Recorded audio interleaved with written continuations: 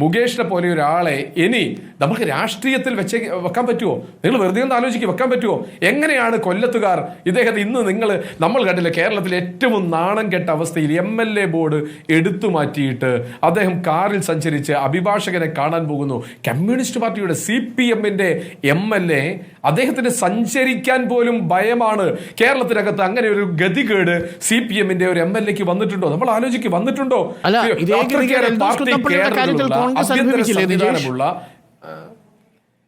അല്ല, കോൺഗ്രസ് ആ ദിവസം എടുത്ത തീരുമാനം എൽദോസ് കുന്നപ്പള്ളിയെ പാർട്ടി ഭാരവാഹിത്വത്തിൽ നിന്ന് പാർട്ടിയിൽ അദ്ദേഹത്തിന്റെ സ്ഥാനത്ത് മുഴുവൻ മാറ്റി.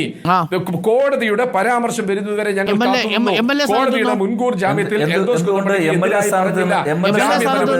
കൊടുത്തു, ജാമ്യം അനുവദിച്ചു കൊടുത്തു. ഞാൻ ചോദിക്കട്ടെ, എൽദോസ് കുന്നപ്പള്ളിയോ 5 ദിവസം കഴിഞ്ഞിട്ടല്ലേ മുകേഷിനെ അറസ്റ്റ് ചെയ്യാൻ സാധിക്കും? മുൻകൂർ ജാമ്യത്തിന് സമാനമായിട്ടുള്ള അനുമതിയല്ലേ കോടതി കൊടുത്തിരിക്കുന്നത്? എൽദോസ് കുന്നപ്പള്ളിക്ക് കിട്ടിയ അതേ അനുകൂലം ഇവിടെ എന്താ കൊടുത്ത? അല്ല, അരുൺകുമാറിന് ഇതൊരു ത്ലാസിൽ തൂക്കിയിട്ട് രണ്ടും തുല്യമാണ് എന്ന് അരുൺകുമാറിന് തോന്നുന്നുണ്ടെങ്കിൽ അരുൺകുമാർ പറയുക. എനിക്കിത് ത്ലാസിൽ തൂക്കിയപ്പോൾ അങ്ങനെയല്ല തോന്നിയത്.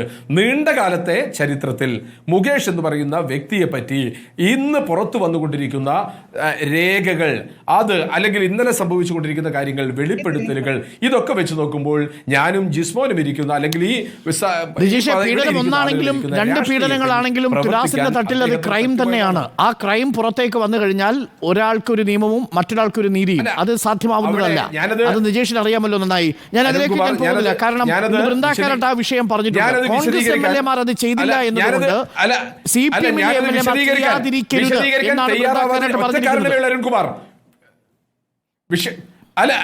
വിഷയം അതല്ല, അതുകൊണ്ടാണ് ചർച്ച ചെയ്യാത്തത്. നമ്മൾ എത്രയോ കാലം വിൻസെന്റിനെ പറ്റി ചർച്ച ചെയ്തിട്ടുണ്ട്, എൽദോസിനെ പറ്റി ചർച്ച ചെയ്തിട്ടുണ്ട്.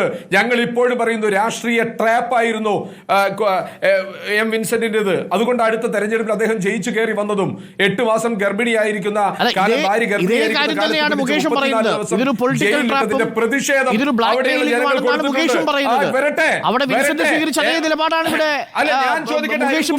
അരുൺകുമാറെ വിൻസെന്റ് MLA ഒളിച്ചോടിയിട്ടുണ്ടോ? MLA ഹോസ്റ്റലിൽ നിന്ന് മാറി നിന്നിട്ടുണ്ടോ? ആ ബോർഡ് മാറ്റിയിട്ടുണ്ടോ? ഏതെങ്കിലും വക്കീലിന്റെ അടുത്തേക്ക് തലയിൽ മുണ്ടിട്ട് പോയിട്ടുണ്ടോ? പോയിട്ടില്ല. കാരണം അദ്ദേഹത്തിന് ജനങ്ങളുടെ ധൈര്യം ഉണ്ടായിരുന്നു, പാർട്ടിയുടെ സ്റ്റാൻഡ്. എൽദോസ് കുന്നപ്പള്ളി ഇന്ന് അല്ലെങ്കിൽ ആ വിഷയം വന്ന് ജാമ്യം കിട്ടി, ജാമ്യത്തിന് വേണ്ടി പോയി, അതിനപ്പുറത്തേക്ക് അദ്ദേഹം ഒളിച്ചു നടന്നു എന്ന് ഞാൻ വിശ്വസിക്കുന്നില്ല.